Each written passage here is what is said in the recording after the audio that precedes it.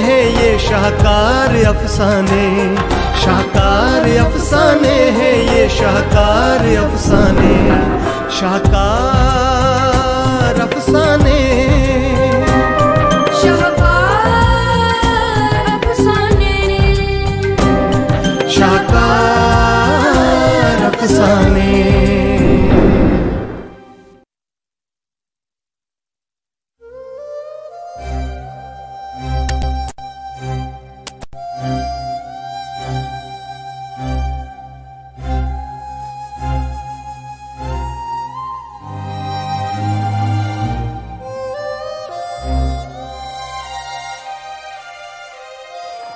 जरा आहिस्ता मियां, फट जाएंगे।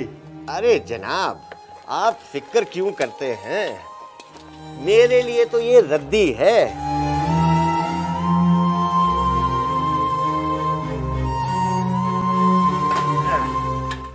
ये हो गया एक। ये किताब मैंने दिल्ली से मंगवाई थी, बजरिया डाक। और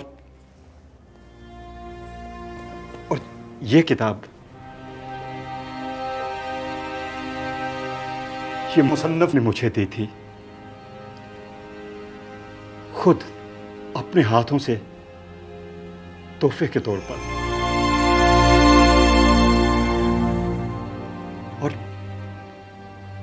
ये जो तुम्हारे हाथ में है ना, ये किताब मुझे कॉलेज के आखिरी साल में एक इनाम में मिली थी। हुजूर, अगर हर किताब के साथ आपकी यादें वाबस्ता हैं, तो आप इन्हें रद्दी के भाव क्यों बेच रहे हो?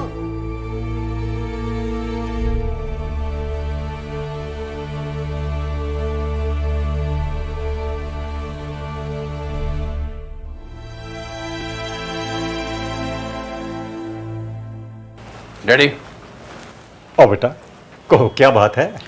खुद आ रहा है, ये किताबों की अलमारी यहाँ से हटा दीजिए प्लीज। क्या कह रहे हो बेटा तुम? अरे किताबें तो घर की जीनत होती हैं, और फिर बिना किताबों के घर वैसा ही होता है जैसे बिना रूह के जिस्म। ये रूह और जिस्म की बातें रहने दीजिए। इस अलमारी की खातिर हमें हनीफ साहब की फैमिली से क्या क्या नहीं सुनना पड़ा। ड्राइंग रूम में सजावट का सामान रखा जाता है। ये किताबों से भरी अलमारी मैंने किसी के ड्राइंग रूम में रखी नहीं देखी। एक तो हमारे ड्राइंग रूम में वैसे ही जगह कम है, और दूसरा एक कोना तो इस अलमारी ने घेर रखा है। हाँ बेटा, हमारे घर में जगह कम है, कहाँ रखूं इसे? देखो बेटा, ये मेरी 40 साल की कमाई है। इस रद्दी को आप कमाई कहते हैं? ये अलमारी हमारे घर पर बदनुमा दाग है।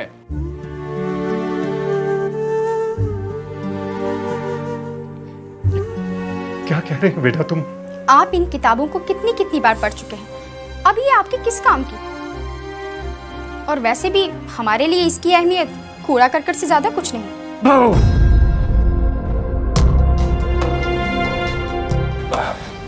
देखिए डैडी, इस अलमारी ने कितनी जगह घेर रखी है। हम एक सोफा लाना चाहते हैं, इस ड्राइंग रूम को सजाना चाहते हैं। आप इन किताबों को रद्दी वाले को बेच क्यों नहीं देते? हाँ, तुम्हारे लिए तो रद्दी ही है। इस अलमारी को लेकर हम मियां बीबी में रोज तकरार होती है। आप किसी रद्दी वाले को बुलाकर ये रोज रोज का तनाजा खत्म क्यों नहीं कर देते, या किसी लाइब्रेरी में दे दें?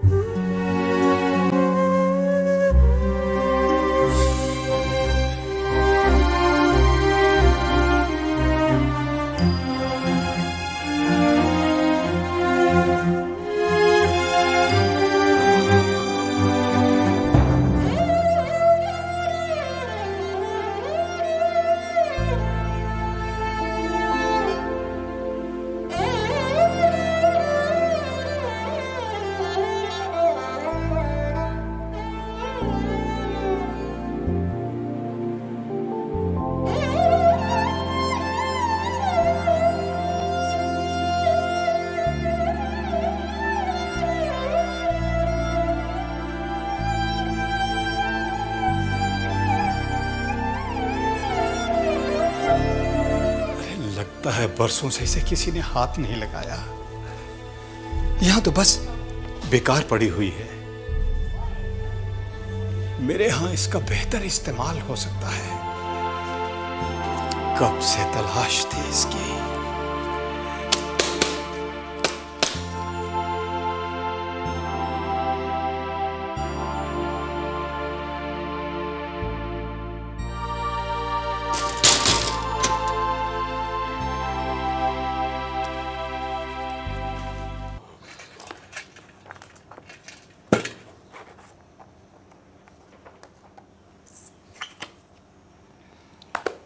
हुजूर,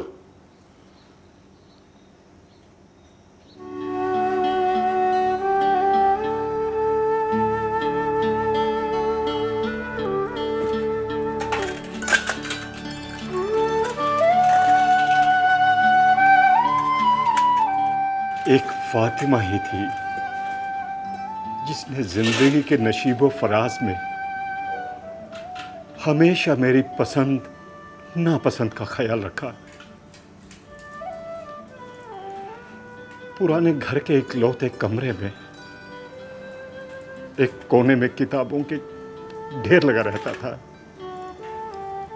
मजाल है कभी कोई किताब इधर उधर बिखरी हो। उसकी हर बात जहन में जब्त हो चुकी है।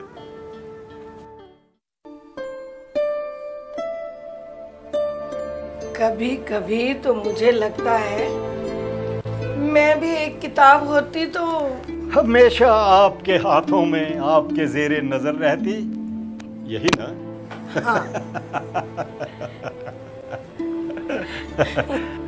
अरे भाई, ये डायलॉग तुम हर तीसरे दिन सुनाती हो। हाँ, ये किताबें तो मुझे सौतन लगती हैं। और फिर भी तुम इन्हें इस छोटे से घर में इतनी करीने से सजा कर रखती हो, क्यों? इसलिए कि ये आपकी पसंद है, आपकी रूह बसती है इनमें। आप इन्हें इतनी इज्जत बख्शते हैं, तो मेरा भी फर्ज बनता है कि मैं भी इनका ख्याल रखूं। मेरी तो तमन्ना है कि एक शानदार अलमारी में इन किताबों को सजा कर रखूं, ताकि हर आने वाला आदमी जान ले कि ये एक अदीब का घर है। यही ना? हाँ, पर आप मेरे दिल की बात कैसे जान लेते हैं? उसी तरह जैसे तुम मेरी हर जरूरत समझ लेती हो। खुदा जाने कब ये मेरा ख्वाब शर्मिंदा ताबीर होगा, कब हमें बड़ा घर नसीब होगा, और कब ये किताबें अलमारी में सजेगी। देखो बेगम, 3 साल के बाद मैं रिटायर हो जाऊंगा। फिर ग्रेचुटी के पैसों से एक अच्छा सा घर खरीद लेंगे। फिर तुम जहां चाहो वहां किताबें सजाती रहना। देखो जी, मैं तो किताबों की अलमारी ड्राइंग रूम में रखवाऊंगी। ठीक।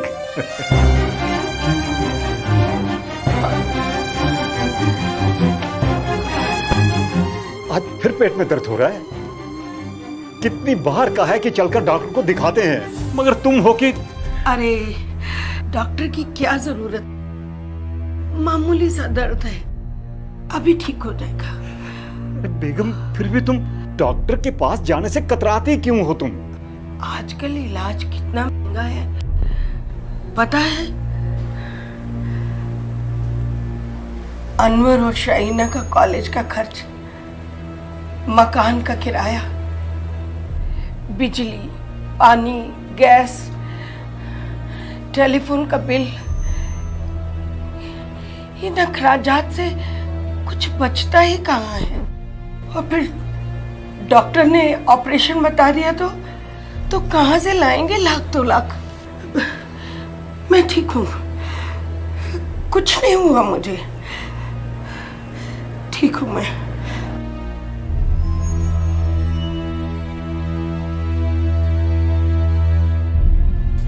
घर चलाने के लिए तुम अपना मर्ज छिपाती रही और अपने घर का अधूरा ख्वाब लिए हमेशा हमेशा के लिए आंखें मूंद ली। वो ख्वाब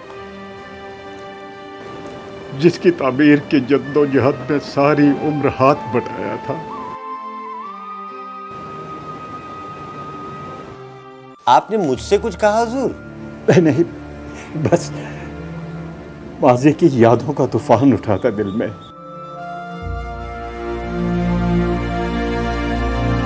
देखिए हुजूर, इसमें आपकी तस्वीर छपी है। ये रसाला चाहिए तो नहीं? हाँ, इस रसाले में मेरा अफसाना छपा था। आप अदीब हैं? हाँ, मैं अफसाना निगार हूं। क्यों? तभी मैं कहूं हुजूर कि आपके घर में इतनी किताबें कैसी हैं? आजकल तो लोगों के घरों में ऐसी किताबें देखने तक को नहीं मिलती। डैडी, इस बक्से में आपके पुराने कागजात पड़े हैं, इन्हें भी दे दीजिए। हाँ, इसमें पुराने खतूत हैं, मैगजीनों के तराशी हैं। ये भी कुछ कागज हैं, ये भी दे दीजिएगा। ये लीजिए डैडी।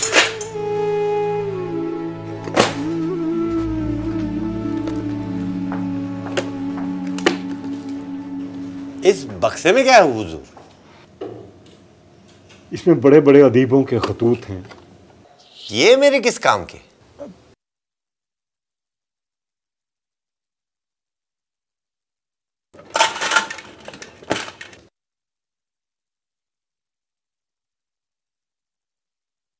ये खत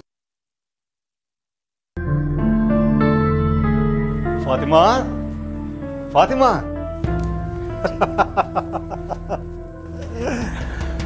क्या बात है, आज बड़े खुश हो?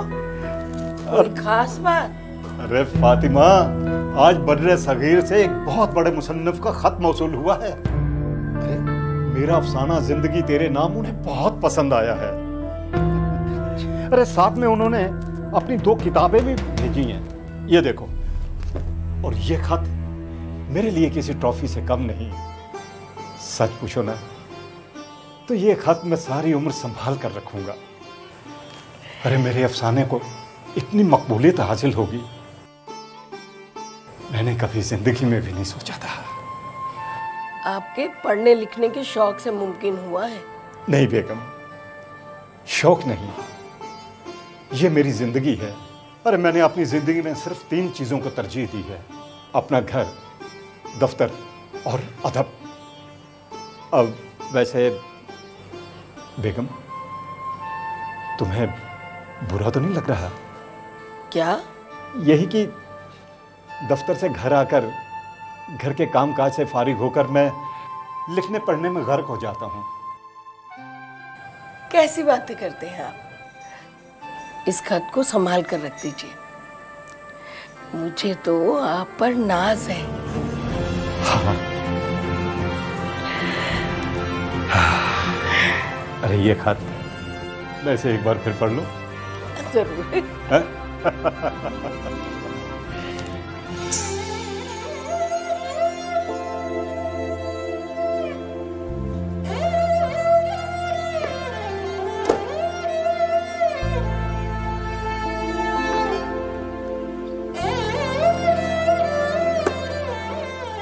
हुजूर, इन खतूत का क्या करूं? इनको कहीं ले जाकर जला दो। ये जहमत तो आपकी उठानी पड़ेगी। आग से मुझे बहुत खौफ आता है। घर में कहकर किसी को जलवा दे। वैसे देख ले, इस बक्से में कोई कीमती चीज ना हो।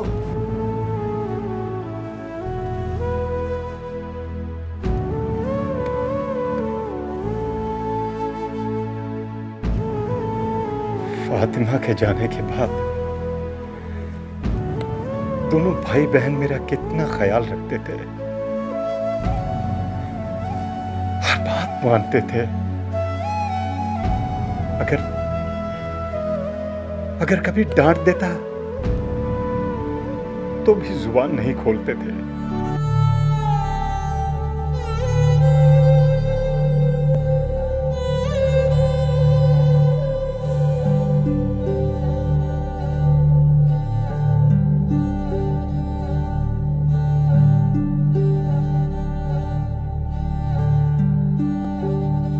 कब तक यूं माँ की याद में घुलते रहेंगे।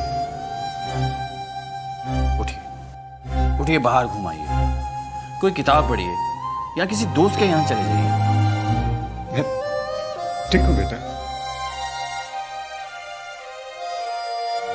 एक बात कहूँ डैडी, आपको यूं गुमसुम देखकर मेरा जी घबराता है। भाईजान ठीक कह रहे हैं, इतनी ढेर सारी किताबें हैं आपके पास, इनका मतल्ला करें, कुछ नया लिखें।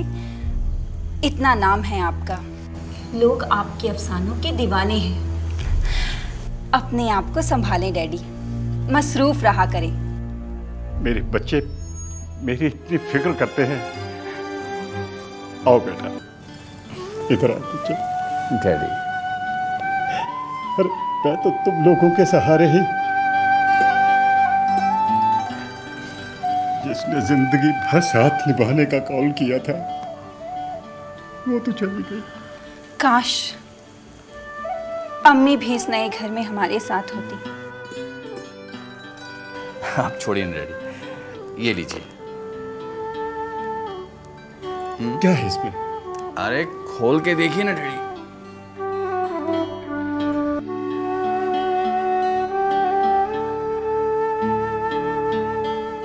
बहुत खूबसूरत कलम है, महंगा होगा। हमारी तरफ से सालगिरह मुबारक हो। अच्छा, तो तुम्हें याद था। थैंक यू बच्चों। मैं तो तुम्हारी अम्मी की यादों में। डैडी, आप इस कलम से अपने तमाम अधूरे पड़े अफसाने मुकम्मल करेंगे, जिनके खाके आपकी फाइलों में कैद है। प्रॉमिस? अच्छा बेटा जी, प्रॉमिस। ड्राइंग रूम में किताबों की अलमारी के पास आपके बैठने का इंतजाम कर दिया है।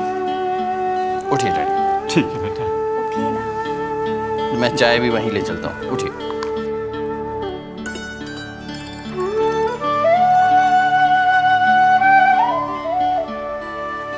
आइए डैडी। डैडी, ये रही आपकी अपनी पसंदीदा जगह, बैठिए।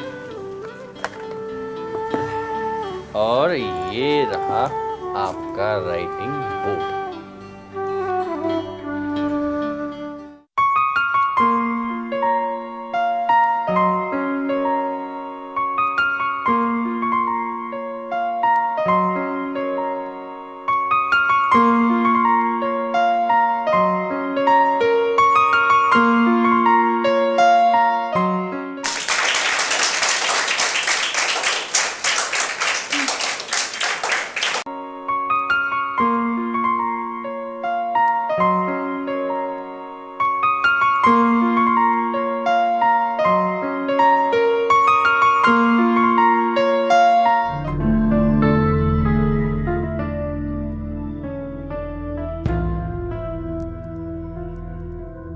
डैडी, डैडी, मेरे कुछ गेस्ट आ रहे हैं, आप जरा दूसरे कमरे में चले जाइए। क्या क्या क्या क्या बेटा,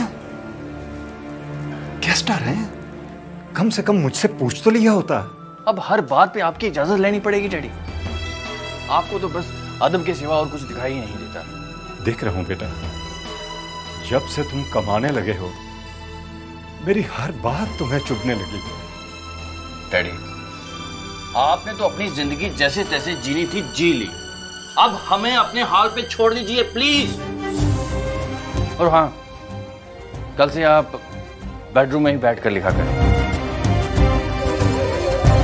अनवर जल्दी करो, मुझे ड्राइंग रूम ठीक करना है, वो लोग आते ही होंगे। एक तो ये अलमारी सारी शो खराब करके रखी है।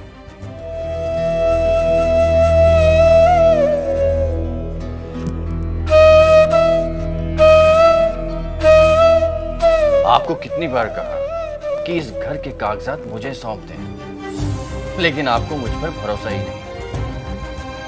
कहीं इधर उधर किसी किताब पे रख दिए या कहीं गिरा दिए तो मुसीबत खड़ी हो जाएगी ना। आखिर इंसान की जिंदगी का क्या भरोसा। दे दूंगा बेटा, मैं कहीं भागा नहीं जा रहा हूं। और फिर तुम ही तो मेरे वारिस हो। क्या विरासत है आपकी? ये बोसीदा किताबें हमें नहीं चाहिए, किसी लाइब्रेरी को दे दे।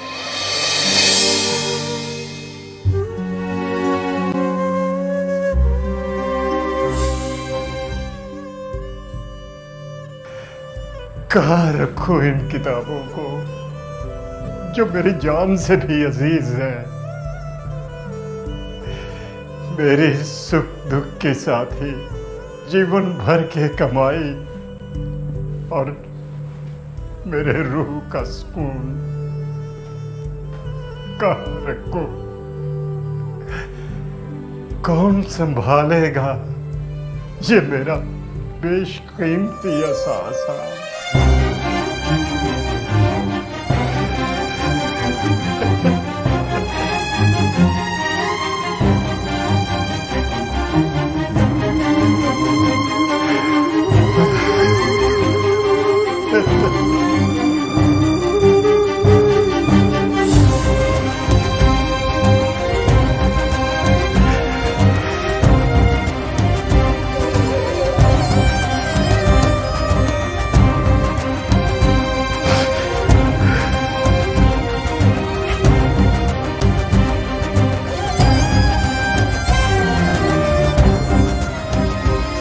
देखो फातिमा, जो किताबें मेरी जान है, जिन्हें तुम हमेशा सहज संभाल कर रखा करती थी, आज उन्हें कोई नहीं रखना चाहता। ना तुम्हारा बेटा, ना बहू और ना इस शहर के कुतुब खाने। अब ये कूड़ा करकट हो गई है। मेरी विरासत कूड़ा, रद्दी।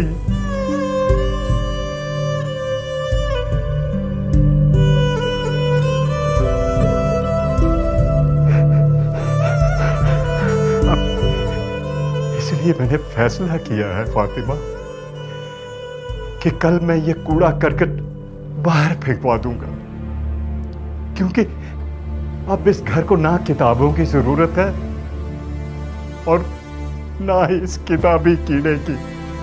बच्चों की जिम्मेदारियां निभाते निभाते कंगाल हो गया मैं, कंगाल हो गया। अब अदब का ही सहारा था तो बच्चों ने वो भी छीन लिया। खैर, खुश रहें। उनकी खुशी के लिए ये भी सही, कल ही रद्दी वालों को बुलाकर ये किताबें दे दूंगा। फातिमा, तुम मुझे माफ करना, माफ करना मुझे फातिमा, माफ करना, माफ करना फातिमा।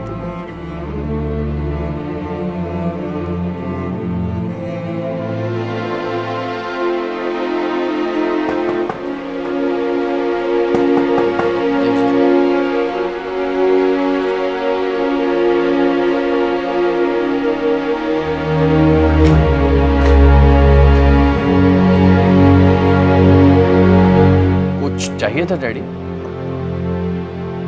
नहीं, कुछ नहीं। कल सुबह किसी रद्दी वाले को बुला लाना। रद्दी वाला? हाँ, वो किताबों वाली अलमारी खाली करनी थी। सच?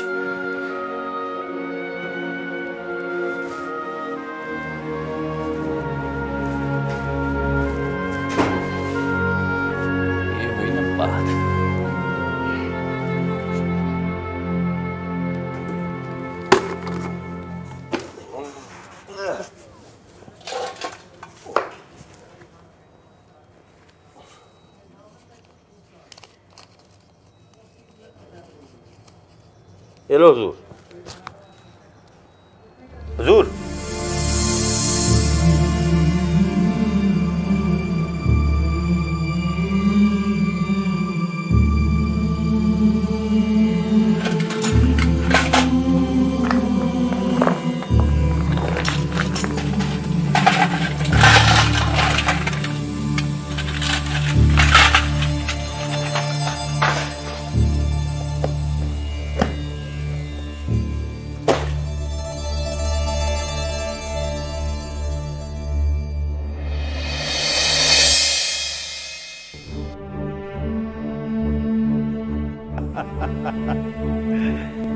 अपनी तमाम कीमती किताबें और उनसे मंसूब यादें रद्दी में बेचकर सुरखरू हो गए ना।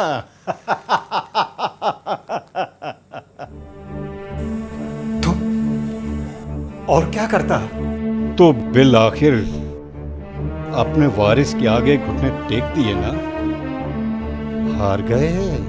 नहीं, हारा नहीं। इस नतीजे पर पहुंचा हूं कि हमारी औलाद के दिलों में इसकी कोई कदर कीमत नहीं। अरे उनके लिए ये बेकार की चीज है। तुमने अपनी विरासत में नई नस्ल को हर तरह की खुशियां, तालीम और जायदाद दी, लेकिन वो हमारे इल्म अदब और तजुर्बात की विरासत को लेने से मुनकिर हैं। इसलिए इन किताबों को रद्दी में बेचने के अलावा मेरे पास और कोई रास्ता नहीं था।